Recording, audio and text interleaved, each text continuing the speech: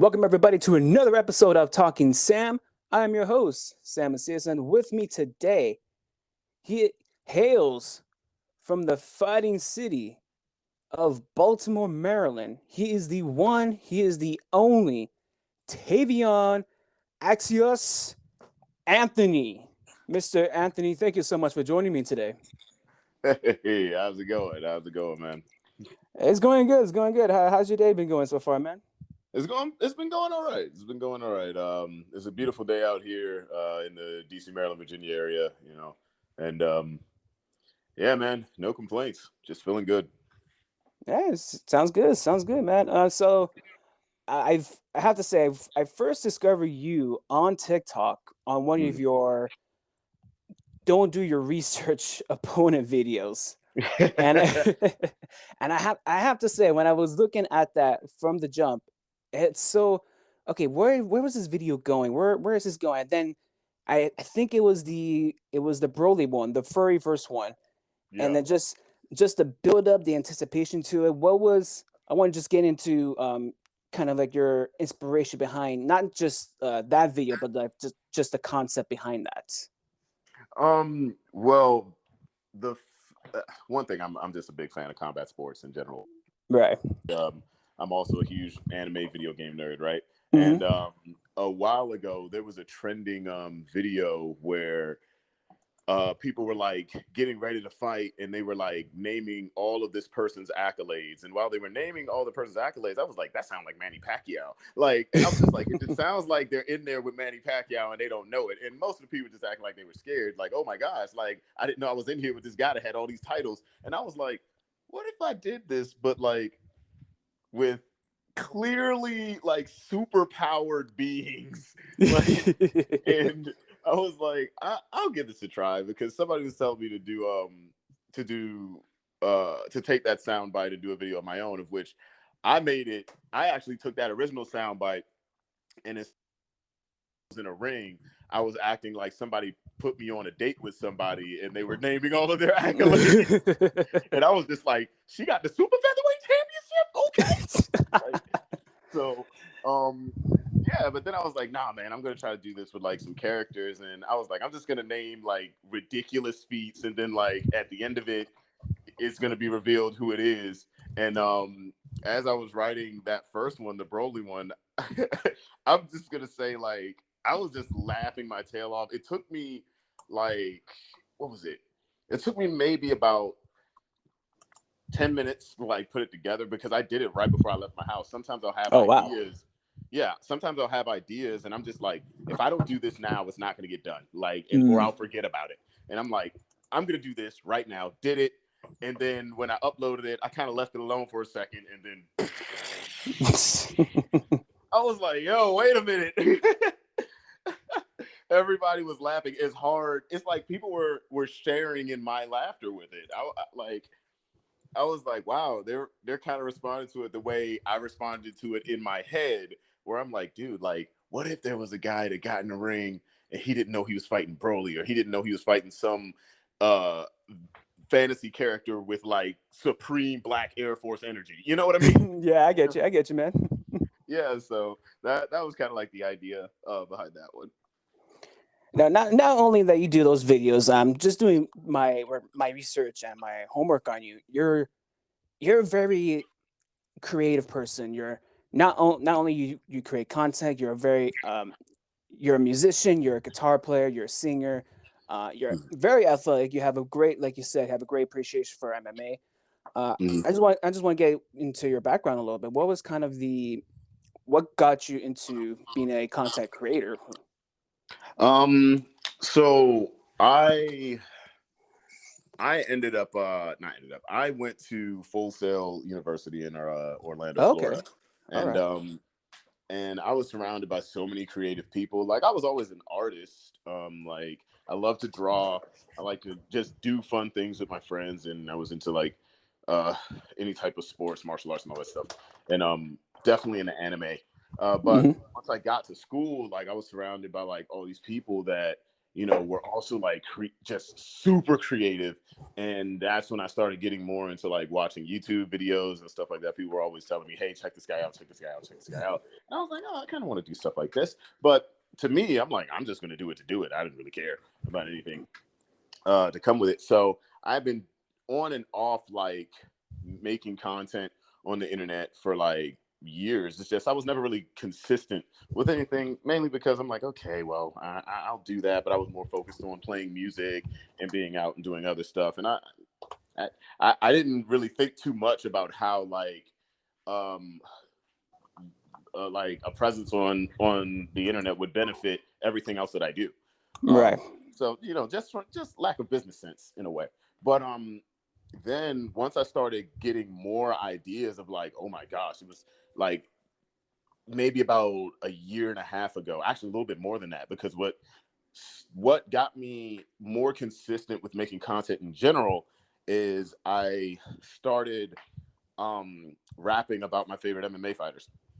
Mm-hmm. And I'm not a rapper by any means, at least I don't think. But I did. It's kind of hard to tell. Kind of hard not to tell, man. You're really good. You spit that fire. No, this like I put it this way. I have friends that I'm like, wow, you guys are amazing. And to me, I'm like, I am doing what I think they would do in this setting. So that's kind of how I tune into that.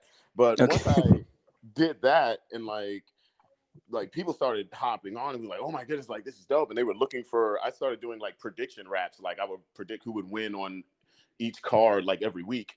And it got to a point where even now, like I haven't done it in months and somebody was just like, yeah, you coming back? Like, oh man, dang, you guys missed me. But no, that's what got me like kind of consistent with it, which was even more funny because I didn't exactly do it to like blow up or like do anything like that. I just wanted to be included in like conversations online where it's like, hey guys, I like this stuff too. Let's talk about it.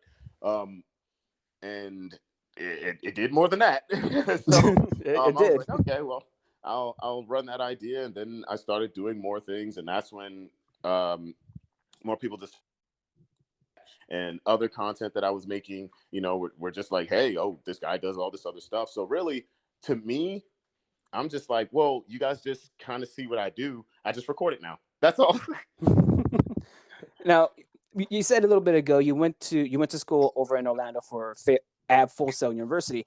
Were you there at the time when NXT WWE were there producing the shows, or were you there before they planted So the I got flag a there? funny story. about that. Oh, please share. Please share. I left right before NXT, really like Oh, started over there. So this is the thing though. So okay. I have a former coworker who is a part of a collective of artists of mine called the Horseman Black. Mm-hmm. His name's Dante. He literally got to Full Sail the month that I graduated and left Orlando. No And way. he actually got the whole experience with the whole NXT thing. Damn. And yeah, because he was actually in the Starbucks around there, and he said Ric Flair walked in, realized it was full of Full Sail students, and just said, "All right, coffee on me," and just bought everybody coffee. Oh my god. I'm like, yeah, that sounds like some Ric Flair stuff. But this is the funny thing with me though. Mm-hmm. So I'm sitting in my 3D like class, and one of the professors, he's just like chilling, and he's like, huh. He just out of nowhere just says it's like quiet because everybody's working and trying to get their 3D models together, and he's just like, huh. It looks like Triple H is on campus, and I was like, the game. Like I just looked up. I'm like, the game. The King of Kings is here. What? I'm like, what? I was like, why? They're like, well, they're showing him around. I'm like, for what? And no one knew at the time. But yeah, it was him, and I think they mentioned that Stephanie was there, but they were like walking around being shown like the campus and everything, because at that time, Full Sail Live, where they shoot all the NXT stuff, they just built that. Oh wow. Yeah, they literally just built it. So like they had Mute Math and other like bands and stuff coming there to perform, and they were trying to promote the venue, and they were building that partnership with them then. So I didn't get to see it, but something was coming. I was like, what the hell you mean Triple H is on campus? This is hilarious. And he was Dang, just walking around, just nah. dang. Did you get a glimpse of him like when you got out of class trying to say, oh, can I see him? Or is he able? Am I able to get like catch a glimpse, take a picture maybe from afar?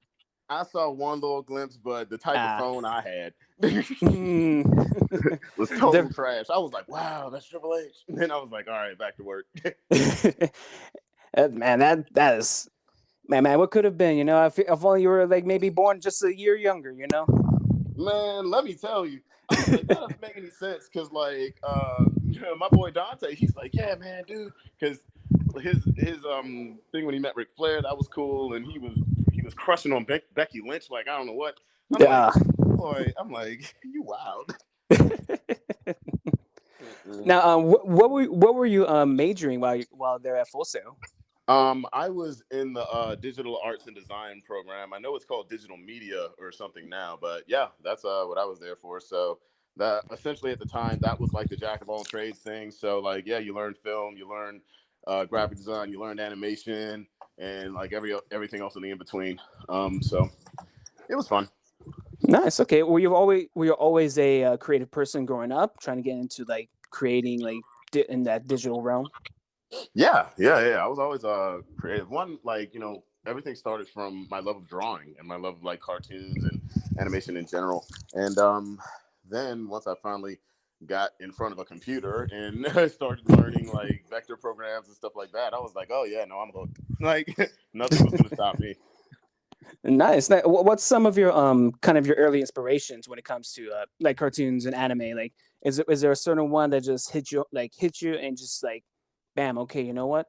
Yep, that's the one that I can do that. So funny thing, like I always say funny thing. But the what's interesting is when I was younger, like I was watching a crap ton of Looney Tunes, right?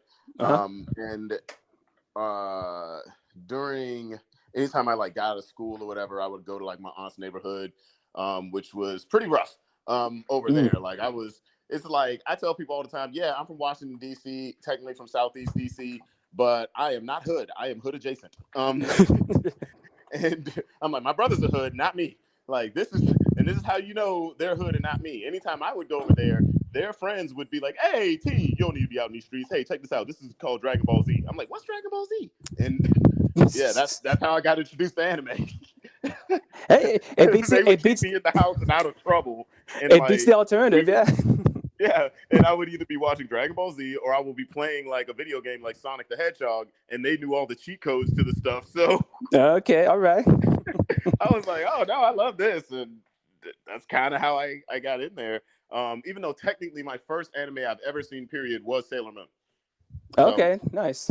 yeah, like so, just imagine young me thinking Sailor Jupiter is like the cutest thing in the world. I mean, you're not wrong there, man. You're not wrong there, my friend. Hey man, listen. not, not only that you're artist, you're a drawer, but you're also a musician. Yeah, I see some of your videos. You're a really really good guitar player. What kind of was your inspiration to learning how to play the axe? Was there a um, certain player that you listened to and just like, okay, shoot, I can do that? yeah. Well, that came later. So I wanted to play guitar when I was younger because like I was raised in I won't say like a super religious household, but most of the music that was being played in the house was pretty much Christian rock, right? Okay, Um, yeah. and I was like, I really like the guitar. I like that. It sounds cool. But I was also really into like classical music, anything that sounded like some heavily orchestrated stuff. I'm like, this is amazing. But um, then I had asked my mother when I was young, I'm like, hey, I want to play guitar. And she was not for it. And the reason she was not for it is because my older brother, she got him a guitar and he just was like, that's nice. And he asked for it and Mm, just never played it. And yep. so she was like, oh yeah, kids don't want to do that. And then I bugged her more. I was like, I want to do something with music. I want to do something with music. I want to do something with music. And she was like, okay, how about this? She took me to this lady's house. The lady used to teach music at the private school that I went to. And when I tell you this woman had probably every instrument I could name in her house, I Hmm. was like, what the heck is all of this? And her name was Sharon Strange. Shout out to you. But she she's probably not gonna hear this, but Hey, you never know, Miss Strange. If you're out there listening, shout out to you. Yeah, I mean, you know what? You're right. I'm gonna speak that into existence. But yeah, like she was just like, so you want to play some music? I'm like, yeah. I was like, well, she was like, well, what do you want to do? I'm like, it's so much in here. She said, how about this? Out of all these instruments in this room, whatever speaks to you, go over there and grab it. And I'm like, okay. And the first thing I saw was a violin, and I was like, I like that thing, and I started learning violin. Okay. So I got away from like the idea of the guitar for a while, but then when I was like 16 years old, and like my parents noticed like I would go to high school, but then I would just come home and play video games. Like I didn't really care about hanging out too much until the day my mother randomly bought a guitar home and was like, hey, you said you wanted to play this, right? I'm like, yeah, when I was like 8. So I'm like, what the heck did you get me a guitar for? But I was, of course, I'm appreciative. I'm thankful, but I'm just like, Right. this is just here. And it hurt my hands. It was a cheap guitar. I still Okay. have it to this day, but very, very cheap guitar. And I was like, man, this thing sucks. This is what people got to go through to play these things. I don't want to play this at all. But then there was a summer, my senior year in high school. I ran into a guy I went to middle school with. His name is Jeff Simons. He is one of my really, really good friends to this day. And I actually didn't run into him. My mother ran into him and his dad. And she was like, hey, like he's in town. They like shipped him off like to some boarding school in Tennessee or something. And she was like, hey, he's in town. You guys are really close. Apparently they live around the corner from us. Y'all, do you want to hang out? I'm like, oh, yeah, cool. So I go over his house and we're talking. We end up watching the anime Beck on Okay. hotspot. And I was like, yo, this is cool. But then I look over into the corner of his living room and there's a guitar there. And I'm like, yo, do you play that? And he's like, yeah, I'm learning. I was like, okay, cool. I hopped up, left, drove back to my parents' house, got my guitar, and then came back. And I'm like, so I have this thing. And maybe we can learn together, man. And next thing you know, he and I made a whole bunch of god awful noise. And and then we ended up like forming this band that we ended up making music together for like a few years, and then when we were done with school, we played some shows and whatnot. And I was heavy into like watching guitarists on YouTube and just listening to any guitarist like possible. Like I really liked Joe Satriani. I love Steve Vai. Or any type of virtuoso. Like I remember for a while, I was very into like there was a heavy scene of Japanese guitarists on YouTube. And like these dudes were just mind blowing to me. I remember one guy's named Hellman, the other guy's named like Genjiniko or something. But Okay. like, I haven't listened to them in a good while. But no, like these guys, they were just amazing to me. Anything Vi-esque, Greg Howe, like just guys like that. Hell, like Prince, like Hey, the greatest of all time. Hell yeah. I was like, man, this dude is the embodiment of a rock star. Look at him. Doesn't make any sense. Come on. Yeah, 100%. Like, so, no, like, guys like that, that's what just made me want to learn more and more and more and more and more as far as the guitar went. And then I was just like, I want to apply this to music that I really want to make. And the music that inspires me the most is like a lot of, like I said, symphonic music, symphonic power metal, and anime theme music. Of course, like my, well, I can't even just say anime theme music, Japanese rock music in general. Like a lot of it is very, very intricate. And I'm just like, it's a lot of it's high spirited, and that's what I really like to do, even though some of my music can be a little like angry, but it's a style, man. It's a style. Yeah. So yeah, that's what really influenced me, especially the band Flow and Okay. both of them. Like I'm just talking about how you and your friend just one random day decided to pick up your guitars and like you said, make some loud noises to now you're on a poster, and you're being promoted to perform at an event, at a show. What's that kind of like that feeling like now, looking back on it?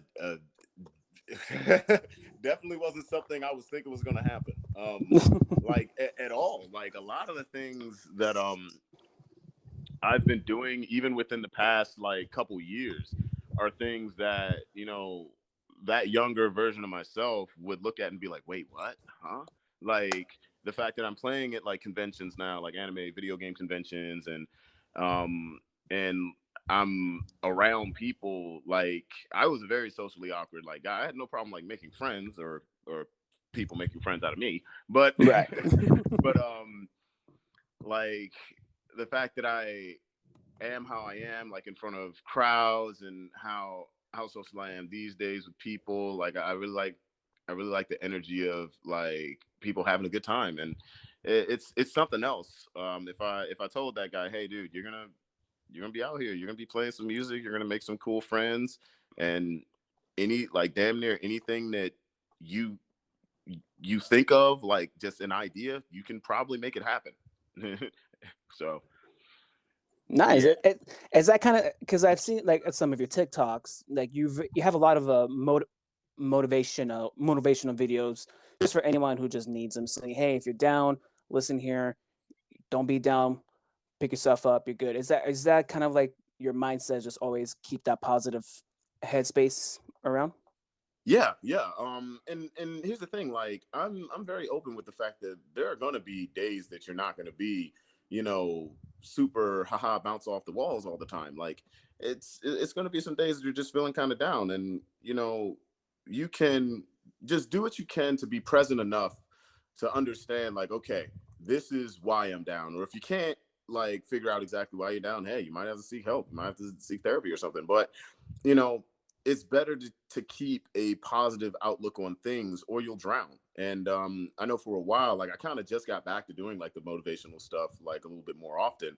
But there was a time like some years ago, it was pre-pandemic, where I would wake up every morning and you know, send a message to people. I'll make a video. I'd come in like hype beast out of nowhere, just oh yeah, how y'all feeling? I'm ready to go. That, you know, pretty much Yeah. like David Gogginsing like the game. But um that's just like it was a little bit of me sharing kind of what I needed to hear as well.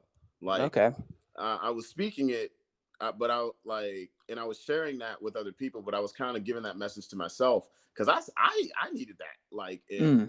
in the morning where I would wake up and I'm like, God dang it, I got to get to work, and it's like I'm not really doing what I want to do, but I'm doing what I got to do, so that's kind of what's making it a little better. At least my bills are paid, but it's like I just wasn't feeling all that good. And just during that time, I had some other things going on, which you know, the stresses of life can weigh heavy on someone.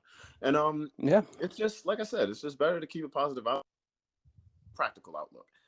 And when I say practical, I don't mean pessimistic, because you know, and a lot of, in some senses, you know, you'll run into people, and I definitely, yeah, no, definitely like to keep a more positive outlook on things, or at least like a progressive outlook, man. Like where you Right. are right now is not where you're going to be tomorrow. Like especially if you can help it. Like if like especially if you live, like let's say you live here in America, or you live in a country where you can work. Like if you're not constantly at war or something, then you're in a better place. I'm not saying, you know, compare your life to other people in order to feel better. That's not what I'm saying.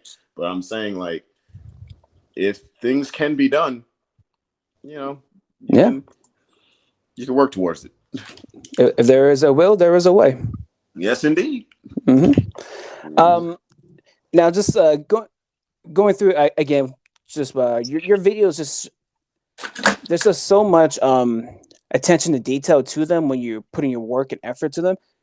Uh, are you are you doing them mostly on your own, or do you have a lot of collaborators with you working on them? No, most of the videos I do are straight up on my own. So like, unless Okay. you see someone else in the video, like my friend Adriana, who was on the live, then yeah, no, it's all me. Okay, nice. It's again, hey, that's very impressive. Is that from just from all your learning from school, learning how to do editing and digital media and all that? Does that help you put all those skills in when you're making the videos? 100%, 100%, it does. I always thank life for putting me in the place where, you know, I ended up going to Full Sail and learning a lot of these skills, and yeah, yeah, it's definitely helped. Nice. And anything I don't know at this point, there's YouTube University. Yeah, I've been in this jungle of YouTube, and it's a crazy one. Just learning all the ins and outs, what you Hmm. can and can do. Uh, and just jumping with you on that real quick, is it kind of weird just like when you post something on TikTok and you see these numbers of views just gaining so much eyes and on them, and Hmm. you post them on YouTube at the same time, is not gaining as much as it is on TikTok? Is that a Hmm. weird thing to look at? Because yeah, they're the same video, but you Yeah. are hoping to get that same amount of attention on both platforms. Is it Yeah. weird? Is it weird not seeing both of them not getting as high and You one? know, at first it was like I said, way back when I started doing the MMA rap stuff. Mhm. Um, the first place I put it on was YouTube, and it got like 3 views, and it was it was kind of like discouraging in the beginning, but I realized right then and there, like, okay, I don't necessarily have an audience here. It's not as YouTube is a lot different than other platforms nowadays. Like if you have an established audience or you're trying to build that, you know what that is, then it's kind of easier for you to run. But it's not like TikTok, where TikTok is very trendy, and people are just scrolling constantly on it anyway. Mhm. So like, of course the numbers are going to slightly be different, but yeah, like back then I was like, oh my god, especially because while I was in college, I had a thing where I was doing a lot of anime theme song covers, and those were getting like decent viewership and stuff like that. But I took a break from it for a while once I got back home, and I was worried about college loans, what do you do? And then when I got back, I'm like, okay, well, I'm going to try this. And like I said, 3 views. And I was like, oh gosh, what do I do? But then a friend of mine said, hey, look, post it on Twitter. What's the worst that can happen? Like you're looking at all these algorithms and all this other stuff, but then you got to think about like who utilizes these platforms the most, right? Like Yeah. when you're on TikTok, you got guys that are like, yeah, they want to see something quick, they want to see something funny, where they want to see something cool really quick, and they're constantly scrolling. Um, YouTube to me is for when like people are like more invested in you specifically, right? Or like Mhm. in your content specifically. So I'm like, well, to me, the best way to get people invested is to do the other stuff and then bring them on over. And it's kind of started to work out. Like I'm starting to build up the YouTube presence again, and yeah, I'm happy. It's like I'm doing kind of what I want to do on there and having fun with it. So. Nice. Now, to to your more popular TikTok videos, the when you ain't researching your opponent, Mhm. when you do your kind of like your your thought process, your think tank for that, when you're trying to think, okay, which character can I do it? Is that does that take a few days? Does it take a couple hours? Do you like know which guy you want to do? So like when I originally came up with the idea, I did Broly, and then people were just like, "Oh my gosh, like, oh, this is crazy." And I was like, "Yeah, no, this is crazy." And then right then and there, I immediately thought of like a long list of characters that I could Mm. possibly like do, and like depending on how I'm feeling at the time, I'll go through that list and see it. Or if somebody requests something requests a character that's interesting to me, where I'm like, "Oh yes," then I'll just start honing in on that and like how I feel about the character in general, whether like I know a crap ton about them or not. Most of the characters that I've done, actually, with the exception of um with the exception of Kratos, God of War. Okay, okay. With the exception of Kratos, every video game or anime character that I've done has either been a show I've watched or a game I've played. And like with God of War, all I did was watch other people play that series. Like going around, because I mean I was a scaredy cat when it first came out. I'm like, oh my god, so much blood and people are dying, and I don't, just when I was younger, and then I just became a guy that would normally watch people online play the game, so I was already invested in the character. Um, Right. and so when the idea for that um, to do that video came up, I was like, all right, so now I got to think about, like, first of all, how would I really react if I was being faced with this? Like, because I like to think of it like this. Like I'll write out the script or whatever, right? Hmm. And like I respond based on like how I vocalize my responses. I do it based on like the idea of, let's say you're in the boxing ring or you're in the octagon or something, and you know this person's in front of you, but you can't really make out who it is. Um, Whether they're silhouetted or whether like maybe you do see them, but you just don't know they are who they are. Like you might know their name, you might know the history, but you don't know they're that guy. And Yeah. and then that's how like I started thinking like, wait a minute, why does this sound familiar? Or like, dude, he did what? Like, because to a normal human being, if you hear about some of these feats, you're like, wait a minute, and y'all put me in this ring with this person? Like, this doesn't even make sense. Like that, this was like sanctioned by a commission. Like, Like on what grounds does any of this is allowed? yeah, like, hold on, you telling me this guy's a planet buster? Like, Hold on, he's using Toon Force for this. yeah, exactly. Like, hold on, wait a minute. Like, first of all, Toon Force is like the ultimate. Like, so, like, like I've tried my best to stay away from most Toon Force characters outside of SpongeBob. Now, And I have to say that one got me because when you were listing all, and I'll give you credit, you do your research, you do everything for each of these videos for the characters, listing their. I guess you could list their accomplishments, their yeah. their bios and everything. And Mm-hmm. you were when you're doing the SpongeBob one, I was like, okay, wait, what? Hold on, who is this? And then when you say he beating King Neptune in a cook-off, oh wait, is he doing? And then the cherry on top was the imagination. It's like, Yep. okay, all Yep. right. You want to And know then, what's funny?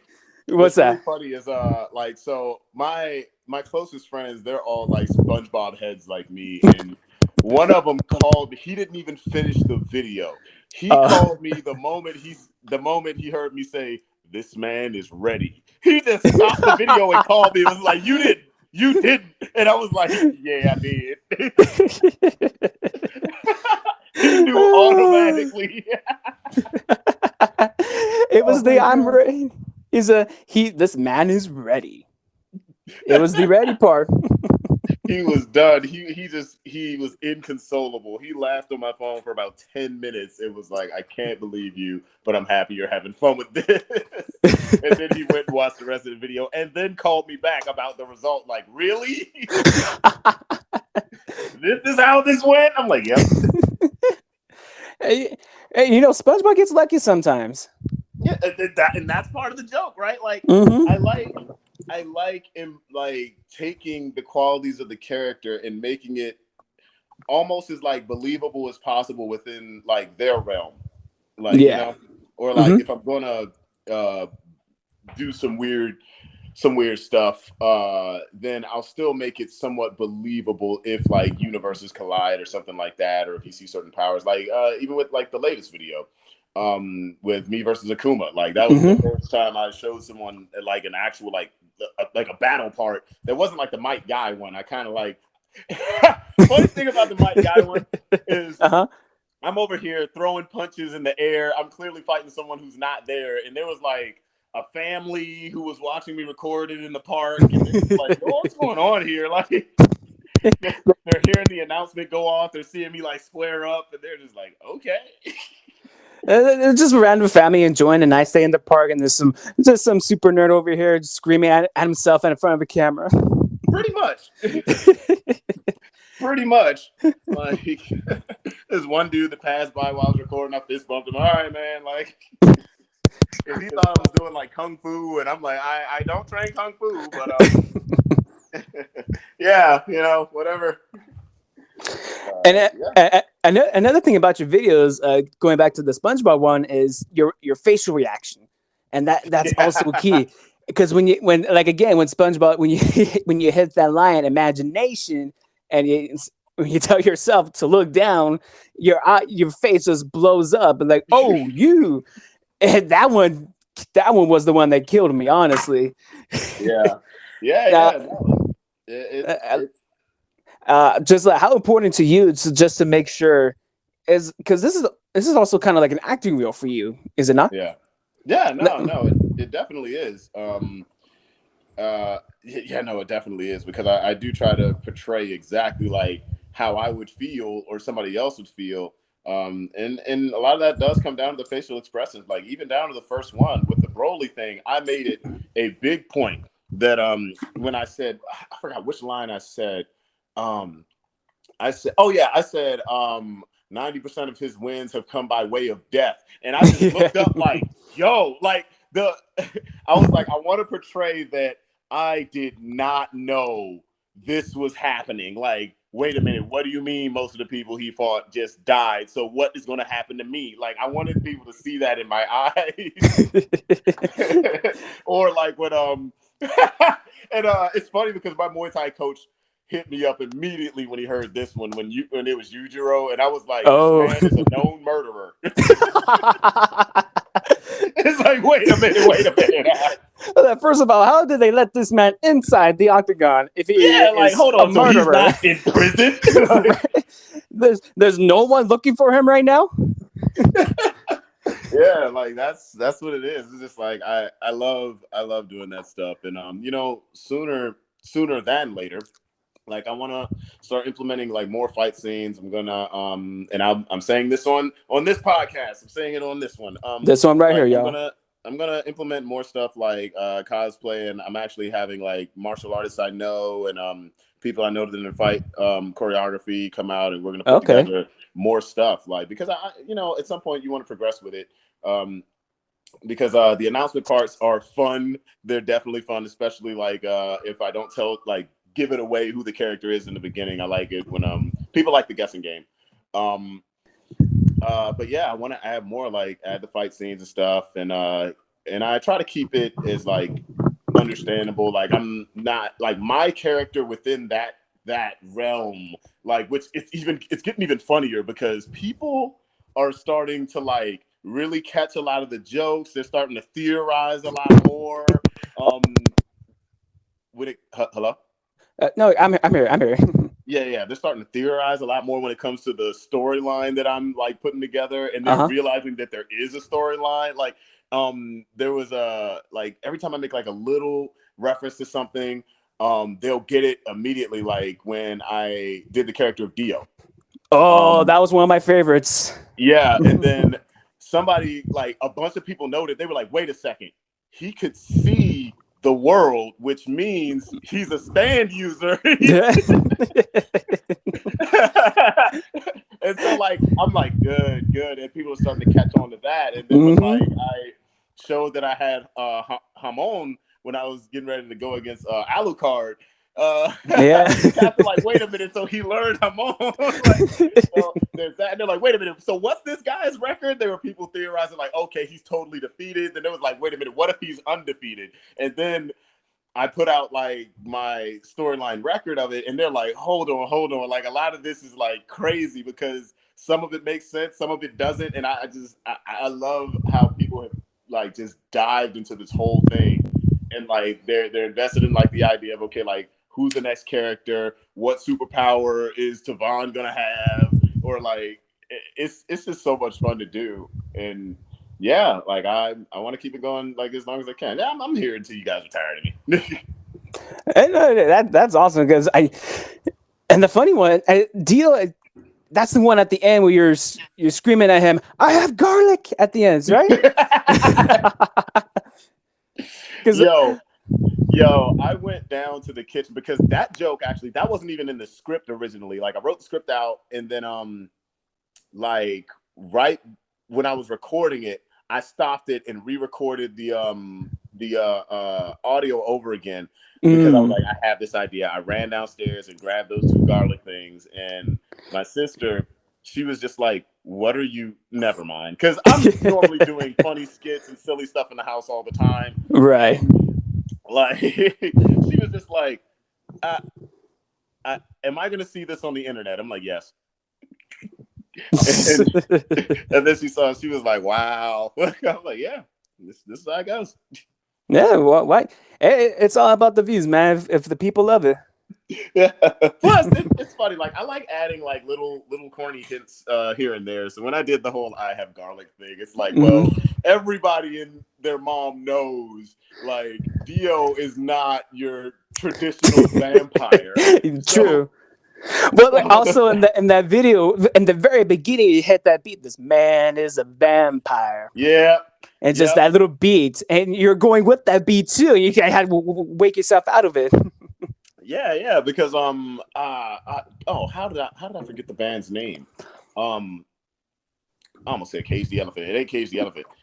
It was because it's that song that despite all my rage, I am still this Yeah. bad in the kid. So when I was thinking of doing Dio, I was like vampire, and then that song came to my head, just the world is a vampire, and I'm like, I'm gonna do this. And I'm gonna add it to like the announcement. So when I said this man is a vampire, and that was another time I got a call from another friend of mine that was like, "You put the song in the thing," and then I'm like, I'm like, dude, this it opens up like a world of just creativity, and that's what I love about it because it's based in fantasy anyway. Yeah.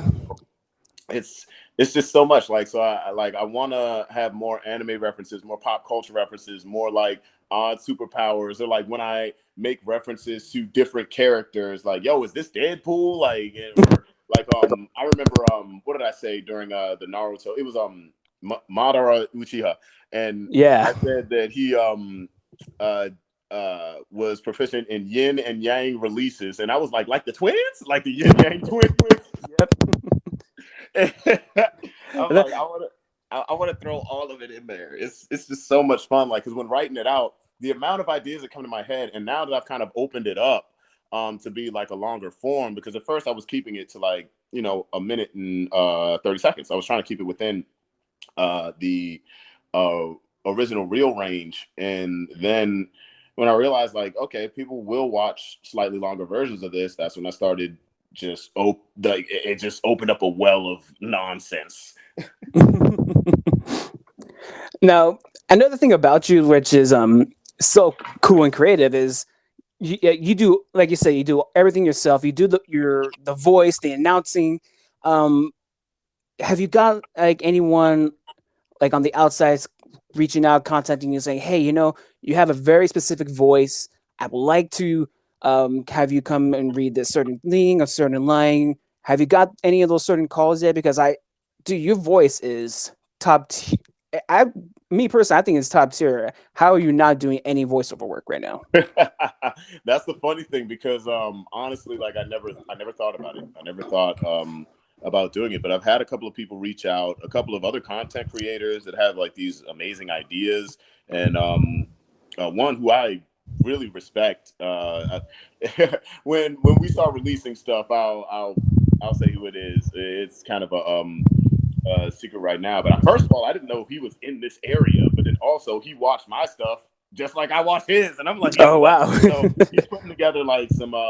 We're both nerds as well, so he's putting together stuff like that. I've had other people reach out to me. I've had once this I did like a ad, like a paid partnership for this dating app a while ago, and then they were just like, well, you have a nice voice as well, would you be fine like doing some voiceover work for us? And I'm like, what? You guys want to what? So I mean, we'll see. Like, and one of my business partners, I call her my mentor, but she's like, we're partners, and I'm like, you teach me everything all the time. You are my mentor, sensei. Come in. Like, no, but like, Is she your master Roshi? pretty much, pretty much, and almost verb like them too. Not necessarily to me, but I'm just like, oh, but nah, that's older women. They'll say anything out the mouth. Not true. But yeah, no, like she knows voice actors, and she was just like, no, I want to get you into this. This is something you should heavily consider. And I'm like, okay, well, I'll try anything. I really will. So yeah. All right, nice.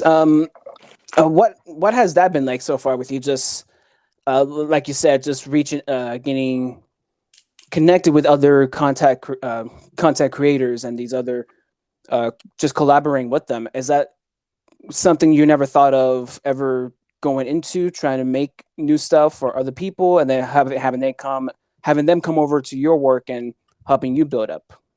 Man, I never thought it, like I said, if I were to tell the younger version of myself, hey man, you're gonna do a lot of these things, he would not believe it, or he would be like, what? Well, what happened on the in between? Like, what clicked? Because I just I just didn't know. Like, even when I was doing the MMA rap thing, and then that kind of blew up, and then I was getting interviewed and talking to people who I admired. Like, the first person to ever interview me, his name is James Lynch. His YouTube channel is called Lynch on Sports. He covers basically everything MMA. And Okay. I had I had started watching his stuff years ago when I went to my first MMA event and got inspired to train. So, like, when he reached out to me, I was like, wait a minute, huh? And so it's just like, no, like, so if anybody contacts me, or if I reach out to them and then they're interested, I'm like, oh wow, this is great. Like, I'm very, very grateful, very appreciative for everything. And I just hope to keep it going. Nice, nice. And because I'll say this, you have one athletic look. Did you ever think of continuing into that MMA world, trying to get started, get some fights under you, trying to get into that professional world, maybe jump in that Ultimate Fire kind of realm? Man, I'm an old man, or at least in fight terms, I'm an old man. In my opinion, I'm 32 now, and Okay. the way I look at it, I think fighting is a young man's sport, but also it's just something where I've done a couple of exhibitions, and I felt good. I did very well, and I kind of got it out of my system. Like, when I initially started training again, because I did Taekwondo as a kid and got away from martial arts for a while.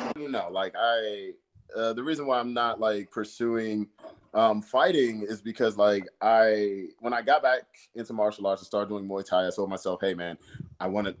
One goal I have while I'm here is I'm gonna do one fight. And then I did a couple of exhibitions, of which I did some training camps for, and I was like, this is what people go through? Hell no. And it's I have like a big respect for anybody that gets into that ring or laces up some gloves. Hmm. And it's just like, hey, I don't want to be a person that, and I understand that some people compete for different reasons. Some people compete because that's their livelihood.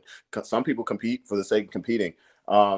Because I do so many different things, I didn't want to be one of the guys that, got in there and was like, okay, I'm kind of half in, half out with doing it. And now I'm facing somebody that wants to possibly feed his kids off this someday. So he has a whole different motivation. And I'm just like, yeah, nah, that ain't what I want to do. But I like, hey man, like, I still actively spar at least once a week. And it's just, martial arts is going to be a part of me till the day I die. But if Okay. you do see me in a ring at some point, I'll just say this: don't throw it completely like out of the window, because I still get the itch every once in a while, and a lot of the times that itch becomes more and more ridiculous. And I'm like, man, you know what? I'm thinking I'm going to do it. Like, I actually talked to my coach about it a few months ago. I was like, hey, like, I've really been thinking about, coming back and training a little bit more often, and I'm thinking about taking a fight. He was like, I mean, if you want to do it, no, I have your back. And I'm like, oh God, okay. Don't tell me that, because next thing you know, I'm in there with a mouthpiece, and they're going to be talking about the former super heavyweight world champion. And I'm going to be like, wait a minute. I don't even weigh that much. Well, hey man, I'll say this for you: DDP was 35 years old when he started training to be a pro wrestler. You're never too old. It's never too late to do what you want. No, I mean, that is true. It is Yeah. true. It's all about just starting. So, Speaking of DDP, you do have a love and admiration for pro wrestling. Do you ever think about maybe jumping into that realm and going into that space? Maybe. oh man, like, I really thought of it so many different times. And it's even funnier because one of my Muay Thai coaches actually started training to be a professional wrestler recently, and I'm Really? like, Oh wow. I'm like, oh man. So no, it's definitely something that I looked into a few times. Maybe it's fun because it embodies like everything that I like to do. Like, it's the Hmm. entertainment aspect, it's the athletic aspect, it's it's so much that goes into it, just from a psychological like standpoint. So that is not out of the question either.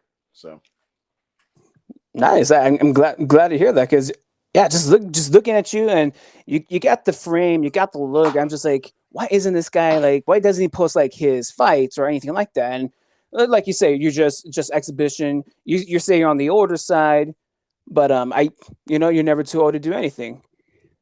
mm-mm. Yeah, that is I can agree. I can agree. So like, especially when I say I'm on the older side, it's like when I think like fight stuff in general, like I'm thinking about like pursuing a career. Like if I were to, the idea of just me jumping in and like going in, like whether it's a one off, two off, it's just like, all right, you know what? Maybe I want to do a tournament. Maybe I want to do that. Okay. I'll do that. Like ain't no thing there. Nah, I don't. Yeah, no one's ever too old. It's just like if you're 45 and you're like, man, I'm going to become a world champion. Well, there are ways for you to do that. Hopefully you have a good manager. Yeah. But I mean, now if you're a physical specimen, then by all means, some people just have it. But And I mean, we all can't be the alpha male of our species like Brock Lesnar, unfortunately. yeah, like when you walk around 290, Mm-hmm. when you walk around 290 and you happen to be a collegiate wrestler, yeah, you can bum rush your way to a UFC championship. Pretty much, yeah. That's that is pure alpha male genetics. You can't. absolutely. And I gotta say this for anyone who like, because you and me, we're pro wrestling fans. It's like it's so. I get people all the time. They're so dumb how Brock Lesnar's UFC guy. He's a UFC champ. Why he was given the title shot? Well, one, he's the NCAA champ for a Yep. reason. Yep.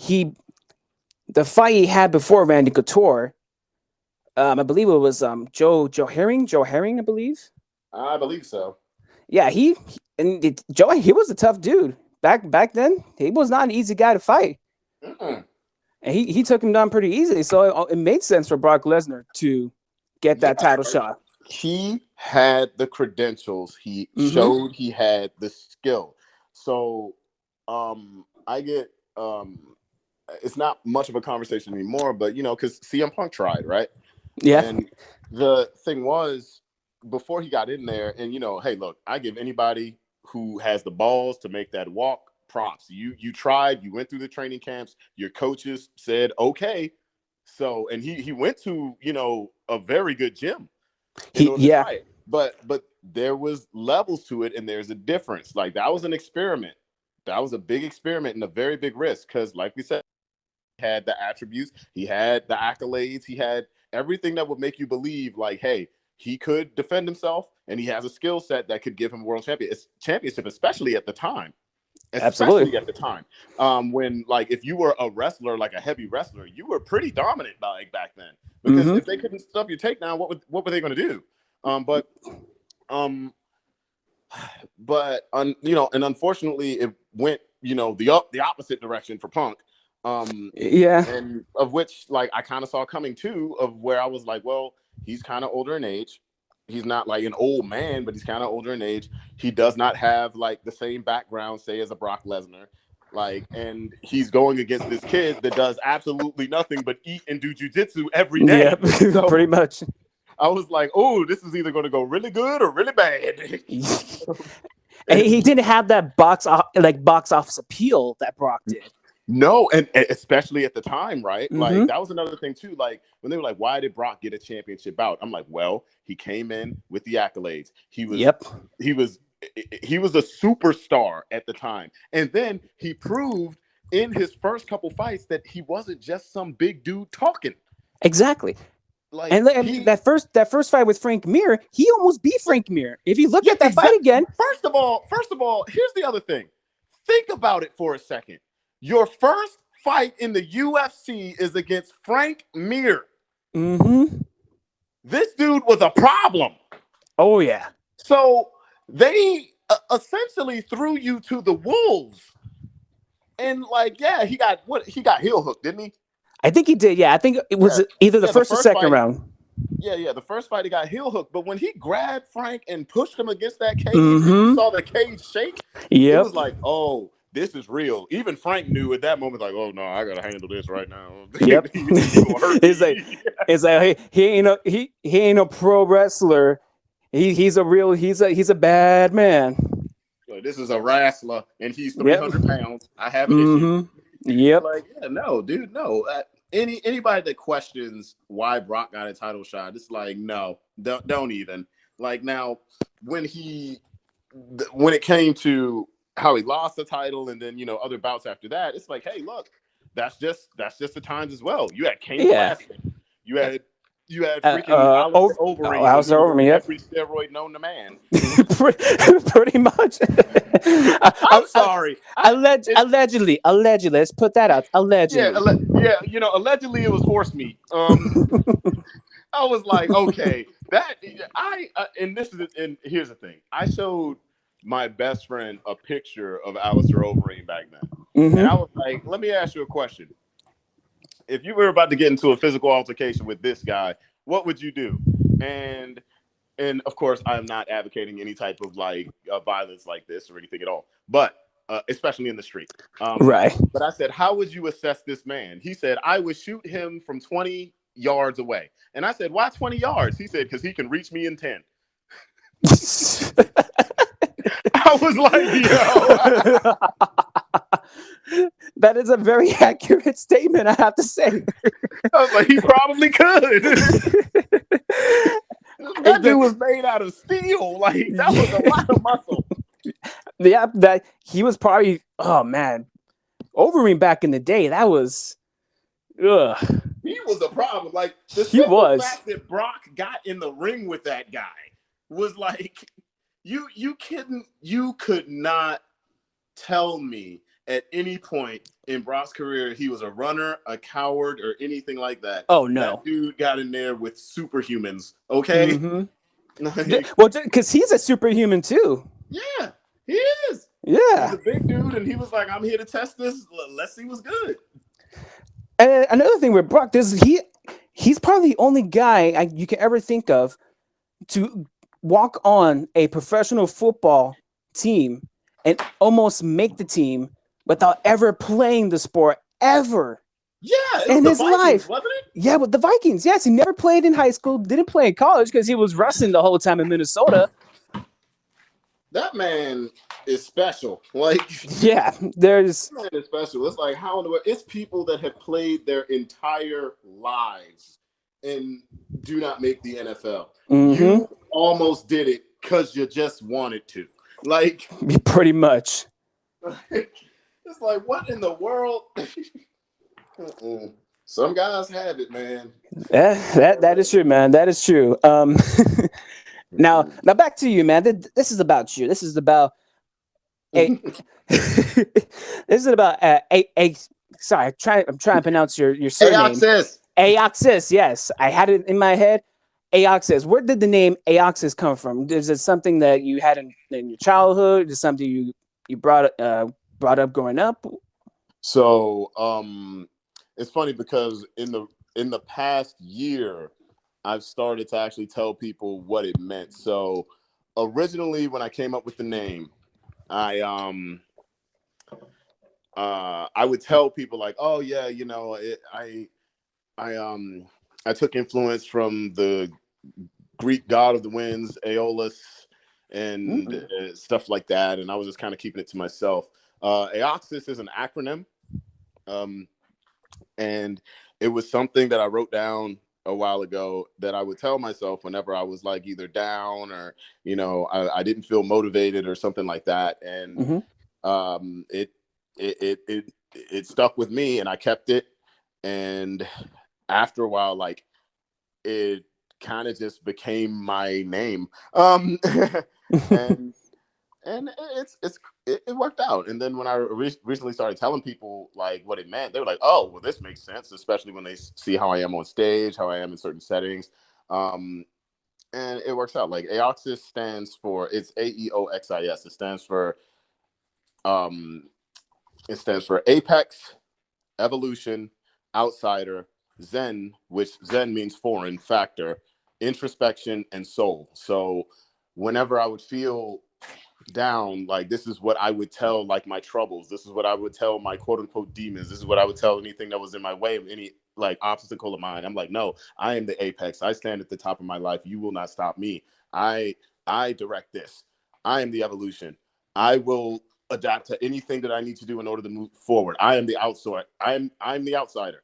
I'm the different one. I'm the Zen Okay. factor. I am the foreign factor. I am the guy that comes in with like, I seem alien to like a lot of people, like when I'm around them, and that's just fine. I love people that accept my weird, or if they just think I'm weird, it is what it is what it is. I am introspection. I have no problem looking within myself, looking at my faults, looking at my shortcomings, and taking constructive criticism, anything like that. I will look within myself in order to move forward, and I am the soul. Oh man, that's some motivational thing, right? Stuff right there. Just your name alone just brings power and peace and presence to it. It's just like, damn. After you just saying that, I just want to go out there and start punching a wall now. Go for it. We'll wrap it up with this.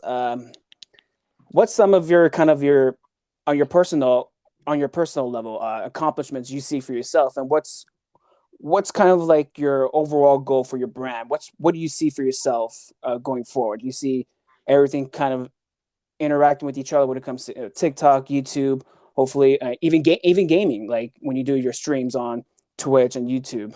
Mm-hmm. Yeah, like I look, what I want to do at the end of the day is kind of bring it all into one like universe, whether it's like the characters I come up with, the music I come up with, everything that I do. And I want to involve like my community of artists, my friends and all that. And you know, if we get on bigger stages, get on bigger platforms, that's cool. It's part of the goal.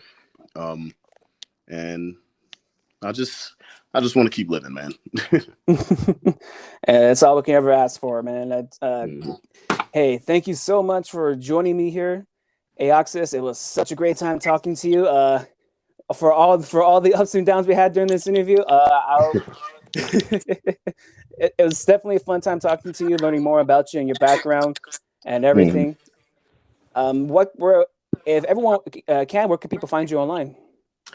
People can find me online anywhere. Just search Aeoxis. That is my handle on every social media platform. If you look up Aeoxis on Google, you're gonna find me. So nice. And do you have any performances coming up soon? This Friday at Cult Classic Brewing in Stevensville, Maryland. That is Kent Island. I'll be performing with. Well, I'll have my own set, and then there's another group on the bill, Hybrid Band, of which I actually used to play for. Okay. That'll be cool. And then in New York, right now, it's set, but I'm just going to say it anyway, because I think we're still going to do the gig. I believe it's July 7th at the Bowery Electric. We should be performing in Manhattan. So, all right, nice, awesome. And you guys have a set date for the Manhattan show? Yeah, I think it's July 7th.